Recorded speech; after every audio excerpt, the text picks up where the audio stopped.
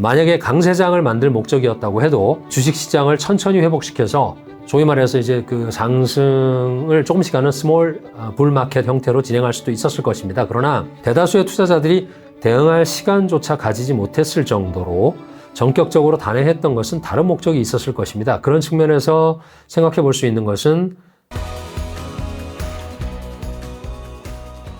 안녕하세요. 상클 캡틴입니다. 항상 말씀드리지만 중국은 참 많이 다릅니다. 그래서 때로는 우리 기준이 아닌 그쪽 시각에서 볼 필요도 있습니다. 시장의 필요에 의해서 자연스레 생겨난 외국의 다른 자본시장들과는 좀 다르게 중국은 국강민부, 즉 강한 국가와 부유한 국민이라는 이런 역사적 사명을 띄었다 그럴까요? 1990년에 주식거래소가 그렇게 탄생을 했습니다. 물론 그 중에서 강성한 국가가 더욱 우선시되어서 융자 중시, 투자 경시의 시장이었습니다. 1919년 6월에 개설된 그 과학기술 혁신과 그에 필요한 R&D 자금 조달을 목적으로 한, 그래서 나스닥을 본떠서 만든 과창판이라는 시장도 출범을 했죠. 중국의 기술기업들이 대거 등록제를 통해서 상장이 됩니다. 이번 중국 관련 시장의 단기 폭등은 물론 정책 콤비네이션을 믿은 그런 유동성에 의한 것입니다. 중국 정부 입장에서는 기술기업들이 집결한 과창판이 가장 중요하겠지만 지난 한 주 동안에 급등한 증권사나 소비업종 등등 모든 업종이 다 효율적으로 작동되는 자본시장이 필요합니다. 이번 시장 상승의 이면에는 중국 입장에서 제가 판단을 해본 겁니다. 국가의 전략, 주가 상승, 또 기업 자금 조달, 그리고 R&D, 그리고 다시 국가 전략, 이런 내부적인 그 순환의 그 밑그림을 그린 것이라고 저는 판단하고 있습니다. 홍콩 시장의 프라이싱은 항상 글로벌 자본이 하는데 중국의 7일간 연휴 기간에도 H시장은 열렸었고 정책의 이 기회를 엿본 외국 자본들이 밀려들면서 연속 상승한 이후에 이틀간 치열한 매매 공방을 거치다가 과도하게 높았던 그런 8일날 발개 위의 재정 정책에 대한 기대에 대한 반작용인 실망으로 인해서 투매가 발생을 했습니다. 그런데 항생지수를 끌어올린 자금이 어디서 왔는지는 조금 더 자료를 취합해 봐야 알겠지만 이머징 마켓 자금이 재배분된다든가 또는 중동의 자산가들의 신규 자금이 들어왔다든가 또는 ETF 등의 패시브 자금이 상당한 규모로 유입된 것이라고 예상을 합니다. 반면 A주는 9.24 정책 발표 이전에 센티멘트가 바닥일 때는 물론 발표 이후에도 처음에 마중물 역할을 한 것은 제 생각에는 아마도 국가 자금이 아니었을까 생각됩니다. 단기간에 이 정도로 시장에 확신을 넣을 힘을 가진 곳은 국가 대표들밖에 없을 겁니다. 대형주들이 상승을 해야지 투자자가 다시 심리가 살아나고 그리고 중장기 자금의 그 주식시장의 진입 또 촉진에 관한 지침도 연이어서 나왔었습니다. 물론 여기에서 민감한 후각을 가진 시장의 자금과 일부 외자들이 재빠르게 움직였을 겁니다. 종합적으로 9.24 정책 이후에 안팎의 자금들이 강력한 참전 의지가 생겨났습니다. 돈이 모자라지도 않지만 9.24 이전에는 중국 시장은 끊임없이 하락하면서 초저평가 상태에 머무르고 있었고 돈이 돌지를 않았었습니다. 우리가 개념적으로 알고 있는 미국의 금융 전략은 무소불위의 달러와 금리의 인상을 통해서 글로벌 자금들을 움직이고 덤으로 다른 나라의 경제 성장도 억제를 하고 미국의 주식시장과 경제를 자극할 수 있고 이어서 또 미국이 금리를 내려서 자본을 풀면 글로벌 자산을 거두어 들이는 이런 겁니다. 이것은 물론 중국이 생각하고 있는 미국의 힘입니다. 그래서 이것이 어찌 보면 이제 핵보다 무서운 것이 달러라고 하지 않습니까? 9월 18일 날 미국의 금리 인하는 글로벌 자산의 그 이동의 신호탄이 되었고 상황이 또 그쪽에 여러 가지 상황 때문에 악화된 중동 쪽에서도 자본들이 빠져나오면서 중국에 추가 배분할 가능성이 더 커졌습니다. 이런 상황에서 해외 자본이 A주 시장에 싼값에 대거 진입을 먼저 해버리게 되면 심각한 결과를 초래할 수도 있다라고 아마도 시진핑의 책사들이 판단을 했고 그리고 반격의 시점을 미국의 금리 인하 시점으로 정한 것 같습니다. 만약에 단지 투자자들에게 수익을 주려고 한 단순한 목적이었거나 그랬다 그러면 더 많은 투자자들에게 저가의 주식을 매수할 수 있는 그런 시간적인 여유를 주었어야 합니다. 또 만약에 강세장을 만들 목적이었다고 해도 주식시장을 천천히 회복시켜서 소위 말해서 이제 그 상승을 조금씩 하는 스몰 불마켓 형태로 진행할 수도 있었을 것입니다. 그러나 대다수의 투자자들이 대응할 시간조차 가지지 못했을 정도로 전격적으로 단행했던 것은 다른 목적이 있었을 것입니다. 그런 측면에서 생각해 볼 수 있는 것은 대국 경쟁입니다. 중국이 미국의 달러와 그리고 금리로 세계를 대상으로 금융전쟁을 한다고 생각을 한다고 아까 말씀드렸잖아요.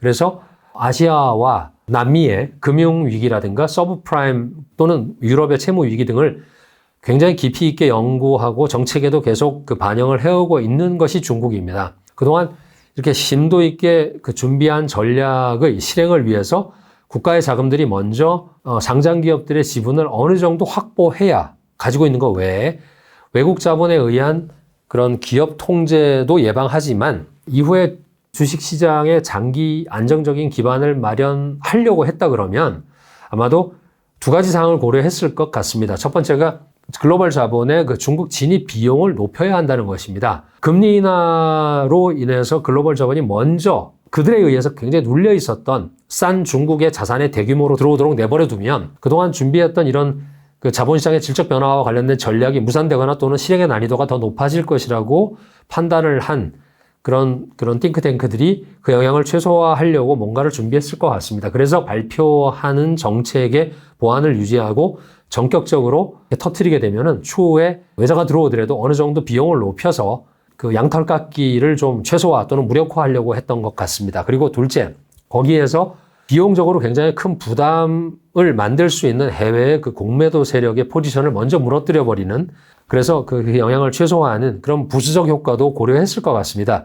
오랜 동안 차이나 에셋의 그 숏 포지션을 잡았던 공매도 포지션을 잡았던 외자들이 공수세 전환을 할 시간을 주지 않았던 겁니다. 그동안 A주 시장이 이렇게 장기 하락했던 그런 요인들 중에서는 분명히 그들의 그런 기여도도 상당할 겁니다. 하지만 세상은 모든 일에 그 양면이 있습니다. 외국 자본의 진입 비용이 높아진 만큼 국내 참여자, 개인이건 기관이건 진입 비용도 같이 올랐습니다. 우리 외국 기업들이나 개인들이 들어가려고 하더라도 비싼 대가를 더 치러야 할 것 같습니다. 아니면 더 불안하게 이런 시점을 봐야 될 것 같고요. 하지만 이것은 그들 자국의 이익을 위해서는 필요한 것이고 또 일견 성공한 것으로 보이지만 또 반면에 이렇게 격한 시장의 반응으로 인해서 단지 3, 4일 만에 지난 2년간의 하락폭을 만회할 만큼 급상승한 것이 결과적으로는 또 많은 투자자들에게 혼란을 가져오고 있습니다. 그 동반자분들께 말씀드린 이런 위 시나리오는 제가 그냥 이럴 수도 있겠구나라고 생각하는 분석을 바탕으로 한 추정이지만 일뿐이고 또 어떤 근거가 있는 것은 절대 아닙니다. 하지만 그들의 입장에서는 이렇게 전쟁같이 시작한 것이라 그러면은 분명히 그런 목적이 있습니다. 그리고 이렇게 단기 변동성이 확대되고 있는 시장에서는 이런 다양한 여러 가지 분석도 필요합니다. 경제정책 측면에서의 그 지원이나 또는 장기 자금의 공급도 앞으로는 뭐 계속 나올 수 있겠지만 단순하게 정책적인 지원에만 의존하게 되면은 이런 상승은 지속력이 굉장히 약하고 그리고 기업의 펀더멘탈이 따라서 와야 되는데 이게 사실 기술 전쟁의 전략적 그런 대응과 관련해서 여러 가지 정부 차원에서도 뭐 새로운 정책들이 계속 나와줘야 될 것 같습니다. 중국은 자본시장을 통해서 기술 기업을 지원하려고 할 것이며 또 위에서 일찍 그 진입한 국가의 자금들은 빠져나가는 것이 아니라 장기간 머무를 것입니다. 그래서 이번에는 뭐 두 가지 측면에서 과거의 급등락한 때와는 결이 상당히 다릅니다. 첫째는 지난 2년 동안에 주민들의 그 위험 선호도가 극도로 낮아져 있어가지고 은행에서 묵히던 돈들이 자본시장으로 들어오기 시작했습니다. 전환 속도가 너무 빨라서 걱정스러울 정도입니다. 둘째는 지금은 또 모바일의 시대라서 정보 전달 속도가 빠르고 자기 강화성이 굉장히 강렬합니다. 쇼츠가 이런 동일한 정보를 증폭시키는 역할을 하고 있기 때문에 투자자들의 기대치가 짧은 시간에 이렇게 상호 일치하고 있는데 이것은 변동성을 확대하는 그런 양날의 칼입니다. 그래서 우리는 이미 홍콩 시장의 변동성과 본토 시장의 변동성을 이미 요 며칠 사이에 다시 경험하고 있습니다. A주가 2007년하고 2015년에 불마켓이었지만 그것과 비교해서도 이번 상승은 더 짧은 기간에 더 급등을 해버렸습니다. 2007년에는 두 달간에 거의 30% 가까이 그리고 2015년은 세 달 동안 거의 한 45, 6% 가까이 올랐었는데 일주일 동안에는 20, 30% 모든 지수들이, 에셋들이 급격하게 이렇게 올라버린 것은 이꼴 이후의 변동성이 더 커질 것이라는 것을 말해줍니다. 중국 정부가 국가 자본주의라는 비판을 감수하면서까지 이런 국가 자본과 또 국유 기업들을 동원해서 시장에 개입한 것이 맞다 그러면 내수의 그런 그 구조의 형성과 그리고 자본시장을 통한 그 장기 발전 전략을 도모하려는 의지가 그만큼 강한 것입니다. 이번에 그 미국 금리 인하를 계기로 해서 국가 자금들이 사전에 움직이고 밑에서 받치고 있었던 사이에 조정을 거친 시장이 안정화된다 그러면 향후 점진적으로 그 느린 강세장으로 느린 그 황소 시장으로 전환을 할 것 같습니다.